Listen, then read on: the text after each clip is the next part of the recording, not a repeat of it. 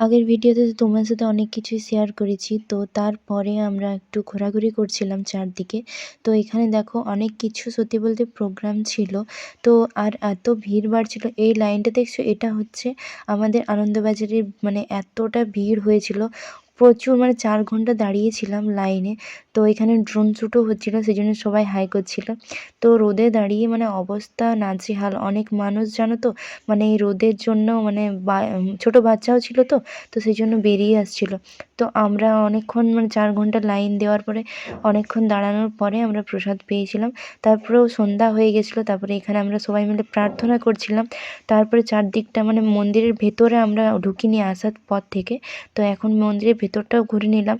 এরপর আমরা বাড়ি চলে যাব, কেন কি কোন সকালে এসেছি আর এখন সন্ধ্যা লাগছে, সন্ধ্যা হয়ে গেছে প্রায়।